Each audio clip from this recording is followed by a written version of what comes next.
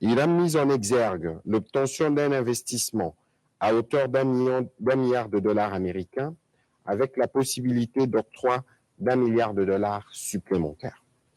Il a aussi évoqué des accords, notamment sur la protection des investissements, la non-double imposition, la protection mutuelle des investissements, le tarif douanier et une assistance administrative en matière de douane.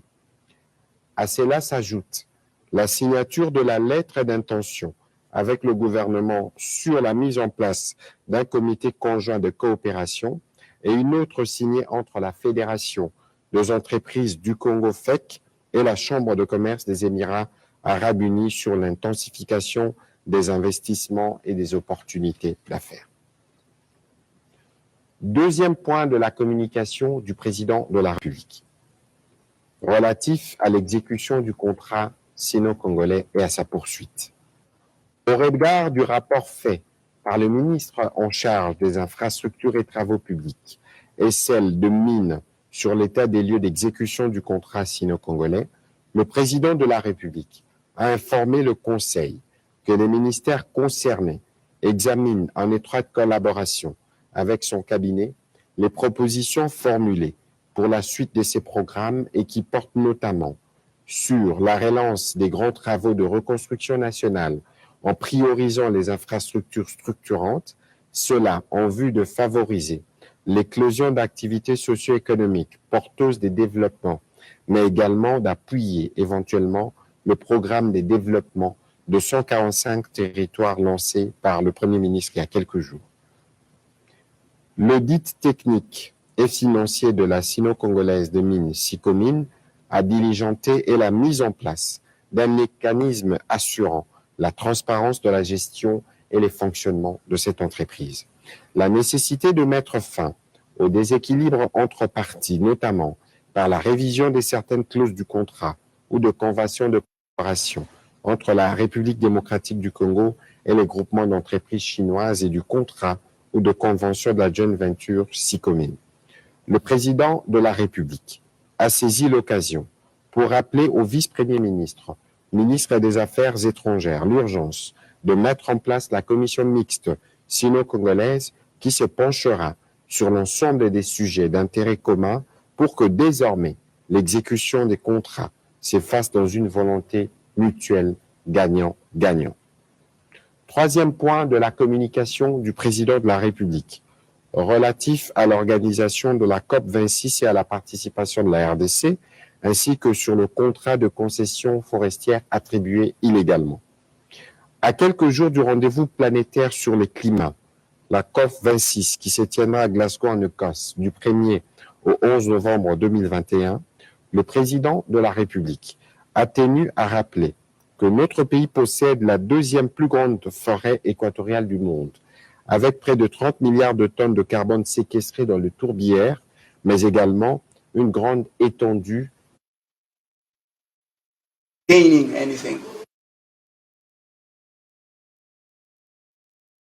Bénéficier plus facilement national.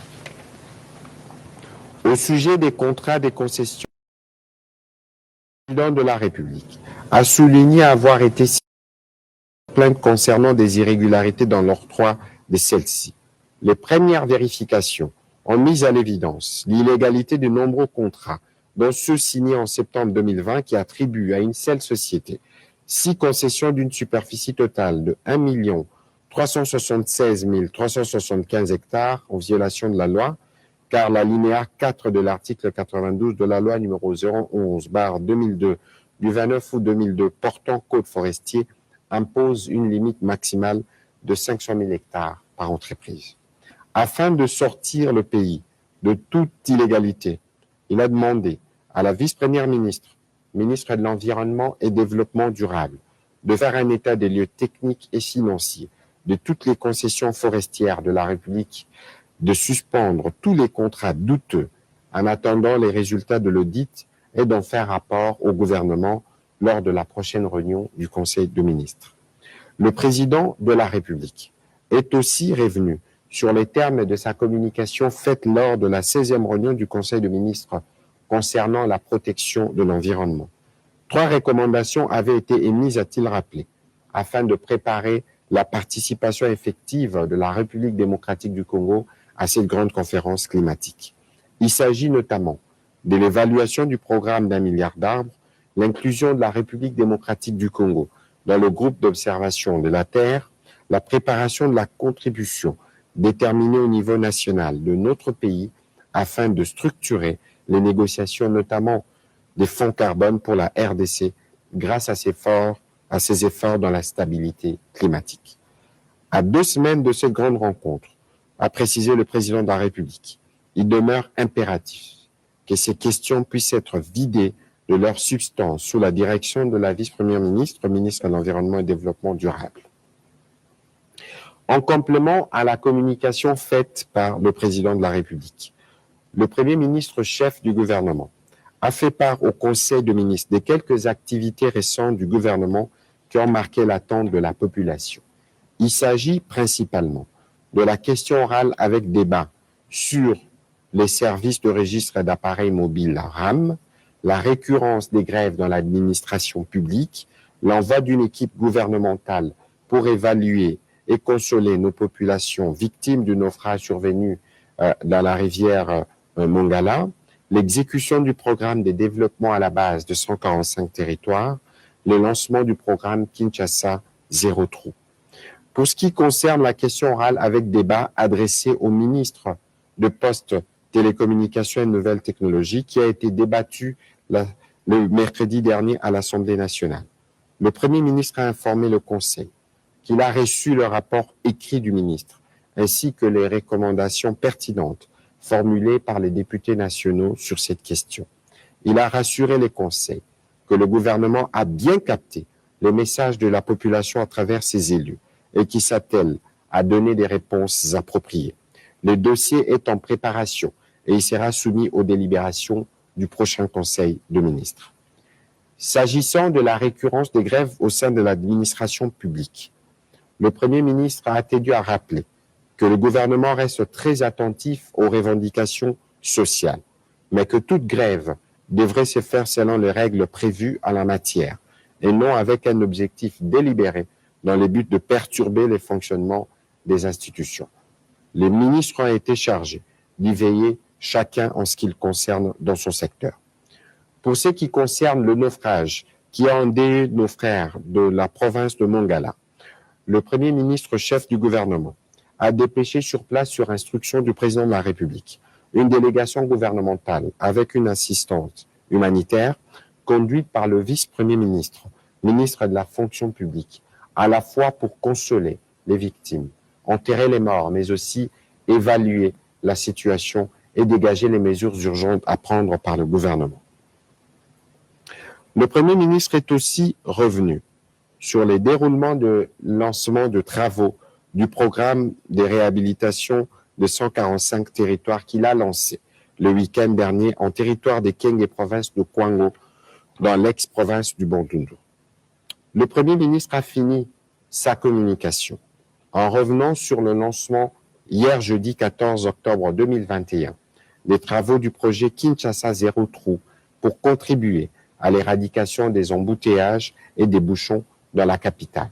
Il a aussi présidé la réunion sur le civisme routier qui prévoit des mesures contre tout contrevenant. Le deuxième chapitre du Conseil des ministres de ce jour, relatif au point d'information. Le vice-premier ministre, ministre de l'Intérieur, décentralisation, sécurité et affaires coutumières, représenté par son collègue de la Défense nationale et ancien combattant, a informé le membre du Conseil que l'état du territoire national demeure globalement calme. Quelques faits saillants ont marqué l'état d'esprit de la population. Il s'agit notamment de la satisfaction dans l'opinion sur les retombées de la visite diplomatique du président de la République aux Émirats arabes unis et des réactions en divers sens au sujet de la clôture des débats à l'Assemblée nationale sur la question du registre d'appareils mobiles RAM. Il a aussi évoqué la récurrence des cas de kidnapping ciblés dans certains coins de la province du Nord Kivu. C'est le cas de Tsengerero en territoire de Rutshuru où un pharmacien a été enlevé dans la nuit du 10 au 11 octobre dernier à son domicile et qu'il a été libéré la nuit suivante par ses ravisseurs non autrement identifiés. À Kibumba, territoire de Nyiragongo, un sujet chinois a également été libéré après avoir été kidnappé par des bandits à main armée. Poursuivons sur ces chapitres, abordant cette fois-ci la situation sécuritaire du point de vue de la défense. Le ministre de la Défense nationale et ancien combattant a fait part au Conseil de la poursuite des opérations militaires dans les cadres de l'état de siège dans les provinces de l'Ituri et du Nord Kivu qui ont pour objectif de restaurer la sécurité, la paix et de rétablir l'autorité de l'État. En Ituri, il a indiqué que les deux grands bastions ennemis, notamment les localités de Lipri et Nyangarai en territoire de Djougou, occupés respectivement par la coalition Codeco FDPC-FPIC et Codeco Bon Temple, sont passés sous contrôle après une offensive menée par nos forces armées. 42 assaillants se sont rendus et d'autres se sont dirigés vers les localités de Digene et Dungu en territoire du Roumou où les forces armées de la République démocratique du Congo le pourchassent. Comme en Ituri, nos forces armées exercent d'intenses pressions sur les ennemis de la paix dans la province du Nord Kivu. Autant les assauts et les contre-offensives sont lancés pour reconquérir de localités occupées, autant les forces armées de la République démocratique du Congo s'adaptent à la nature de l'activisme des assaillants pour maintenir la posture de combat sur l'ensemble de fronts et consolider les gains des opérations passées. Toujours sur ces chapitres d'information, le ministre de la Santé, Hygiène et Prévention a fait le point de l'évolution de la situation épidémiologique au sujet de la pandémie à Covid-19. Il a informé le Conseil. Au cours de ces 3 dernières semaines, notre pays a enregistré des faibles effectifs des cas importés au niveau de la surveillance transfrontalière, faisant une moyenne d'environ 3 notifications par semaine. Il a aussi informé de la diminution des nouveaux cas positifs. Au sujet de la vaccination, elle se poursuit normalement et s'intensifie avec la diversification des vaccins à notre disposition. Le gouvernement réitère son exhortation permanente à la population afin de strictement observer les mesures barrières et de se faire vacciner pour se protéger et protéger les autres. S'agissant de l'épidémie de méningite à Banalia, le ministre de la Santé publique, Hygiène et Prévention a indiqué que la vaccination réactive a été lancée dans 4 de 20 aires de santé de la zone de Banalia pour une durée de 5 jours.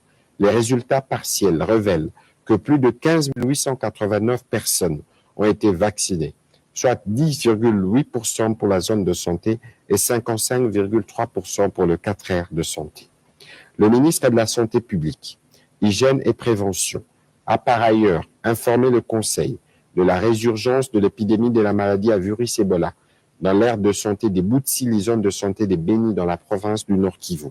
Les cumuls des cas depuis le 8 octobre 2021 et de 2 cas dont 2 décès, des mesures de riposte ont été prises et leur mise en œuvre dans cette partie du pays est confrontée à des défis sécuritaires et humanitaires auxquels le gouvernement s'attelle à apporter de réponses. Toujours sur ces chapitres de points d'information, le ministre d'État, ministre du Développement rural, a fait les rapports d'inspection et d'inauguration d'ouvrages dans le cadre du projet PRISE. L'objectif poursuivi a été celui de palper du doigt les grandes réalisations des ouvrages exécutés dans le cadre du projet de renforcement des infrastructures socio-économiques dans la région centre de la République démocratique du Congo, PRISE. Le ministre du Développement rural y a conduit une délégation du 10 au 20 septembre dernier dans les provinces du Kasaï oriental et du Kasaï central. Des ouvrages achevés ont été inaugurés et mis en service. C'est le cas de marché public de Lukalaba en territoire de Chilenge, celui de la commune de Miabi en territoire de Miabi, celui de Chibombo en territoire de Lupatapata, celui d'Nkenankuna, baptisé marché Étienne Tshisekedi Wamulumba en territoire de Kabea-Kamanga, et celui de la commune rurale de Mikalaï, baptisé Maman Marthe Kassalo. La délégation s'est également rendue compte de l'état d'avancement d'autres ouvrages qui sont en cours de construction, tels que les écoles, les centres de santé, et les latrines publiques. Le ministre d'État, ministre du Développement rural, a exprimé sa satisfaction sur la qualité des ouvrages réalisés, pour autant que les bénéficiaires les ont acceptés, promis d'en faire bon usage et de les conserver durablement. Troisième chapitre du Conseil de ministres de ce jour, relative à l'approbation d'un relevé des décisions du Conseil de ministres. Le Conseil de ministres a adopté le relevé des décisions prises lors de sa 23e réunion tenue le vendredi 8 octobre 2021. Quatrième chapitre du Conseil de ministres de ce jour, relatif à l'examen et à l'adoption des dossiers. 4 dossiers. 1. De la mise en œuvre de la gratuité de l'enseignement primaire. En vue de consolider et de pérenniser la gratuité de l'enseignement primaire et de mettre fin à la grève des enseignants, le ministre de l'enseignement primaire, secondaire et technique a fourni aux membres du gouvernement quelques informations importantes assorties de propositions des solutions. D'entrée de jeu, il a déploré le caractère illégal de la grève des enseignants qui a voulu secouer la rentrée scolaire 2021-2022 dans certains établissements publics conventionnés. Cette illégalité tient de la violation par des leaders syndicaux des enseignants de la procédure qui requiert un préavis de 15 jours à donner à l'employeur. Toutefois, le ministre de l'enseignement primaire, secondaire et technique a noté la suspension de ces mouvements de grève illégale et la reprise de cours. Il a sollicité la signature de l'arrêté interministériel par les ministres sectoriels impliqués pour permettre la reprise des négociations, interrompues autrefois avec le banc syndical, pour obtenir une année scolaire totalement apaisée. Après débat et délibération, le Conseil a adopté ces dossiers. Deuxième dossier abordé dans ce chapitre, relatif à l'organisation de la DRC Africa Business Forum. Le ministre de l'Industrie a présenté au Conseil le projet d'organisation de DRC Africa Business Forum sous les thèmes « Développer une chaîne de valeur régionale autour de l'industrie de batteries électriques, du marché des véhicules électriques et des énergies propres ».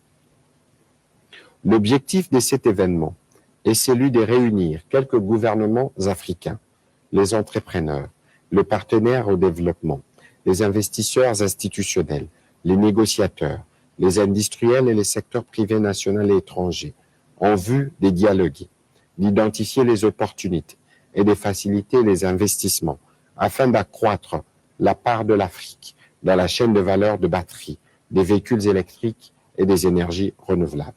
Ce qui s'inscrit dans la droite ligne de la vision du président de la République, chef de l'État et président en exercice de l'Union africaine, pour marquer une rupture avec la dépendance excessive à l'exportation des ressources naturelles sans plus-value, dont le prix d'achat sont fixés par des marchés incontrôlés par les pays africains, mais aussi de renforcer les capacités de production tout en privilégiant le développement des exportations de produits made in Africa et le commerce intra-africain.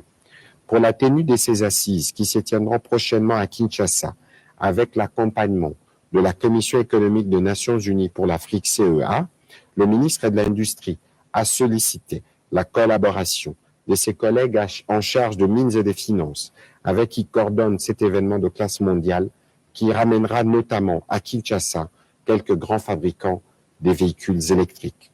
Après débat et délibération, ce dossier a été adopté. Troisième dossier abordé, dossier relatif aux résolutions des États généraux de l'enseignement supérieur et universitaire. Le ministre de l'enseignement supérieur et universitaire a fait le rapport au Conseil des ministres des résultats obtenus au terme des États généraux organisés du 6 au 14 septembre dernier à Lubumbashi. À cet effet, 329 résolutions et recommandations ont été validées par les participants. Elles ont été produites lors des travaux des 7 commissions thématiques. Il a indiqué que certaines recommandations ont nécessité des mesures urgentes et ou des décisions immédiates. Il s'agit notamment de celles liées à la relève académique, à la numérisation du secteur, au renforcement de la formation des formateurs, aux mesures conservatoires concernant les établissements organisant la faculté de médecine ainsi qu'à la réforme LMD. À ces sujets, le ministre de l'Enseignement supérieur et universitaire a évoqué les orientations principales retenues pour la mise en œuvre. Il s'agit respectivement de la généralisation du système LMD et les suivis de phase de mise en œuvre, la promulgation du cadre normatif sur le LMD, l'évaluation et la révisitation de curricula tous les 5 ans, l'organisation de la gouvernance des établissements et l'instauration d'un comité de suivi et d'évaluation de l'application LMD. Après débat et délibération, ce dossier a été adopté. 5e chapitre du Conseil des ministres de ce jour. Examen et adoption de projets de texte. 2 textes. 1. Projet de décret portant création de Fonds national d'aménagement du territoire. Le ministre d'État, ministre de l'Aménagement du territoire, a présenté à l'attention du Conseil les grandes lignes du projet de décret portant création d'un Fonds national d'aménagement du territoire, FONAT en sigle. Cet établissement public, doté d'une personnalité juridique et disposant d'une autonomie administrative et financière, a pour objet la mobilisation de ressources financières pour l'élaboration de documents des stratégies, des outils techniques, de plans d'aménagement du territoire et la mise en œuvre de la politique nationale de l'aménagement du territoire. Des projets d'aménagement du territoire ainsi que le suivi de leur exécution financière. L'appui aux acteurs qui participent à la mise en œuvre de la politique nationale de l'aménagement du territoire. Pour atteindre ces objectifs, ce projet de décret prévoit de mettre en place toutes les stratégies pouvant permettre la mobilisation des fonds, notamment les subventions, les ressources provenant des mécanismes de financement des accords multilatéraux, les produits d'exploitation, les dons, legs et levées de fonds. Le ministre d'État a souligné que la mise en place de ce fonds permettra au gouvernement de se doter d'un outil lui permettant de financer et de matérialiser la vision du président de la République dans les secteurs de l'aménagement du territoire afin d'assurer un développement durable et harmonieux. Après débat et délibération, ce projet de décret a été adopté. 2. Projet de décret portant création, organisation et fonctionnement de l'Agence nationale de l'aménagement du territoire. Le ministre d'État, ministre de l'aménagement du territoire, a également fait l'économie du projet de décret portant création, organisation et fonctionnement de l'Agence nationale de l'aménagement du territoire ANAT.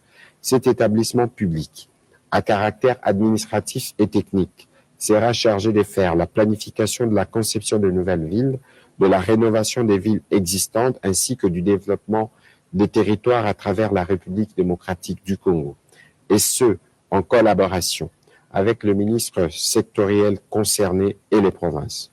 Jouissant d'une autonomie financière et administrative et doté de la personnalité juridique, cet établissement est composé de 3 structures suivantes: les conseils d'administration, la direction générale et les collèges de commissaires aux comptes. Ainsi, l'Agence nationale de l'aménagement du territoire a été présentée comme une réponse au besoin de changer des stratégies et des options du gouvernement pour réussir la vraie reconstruction de notre pays.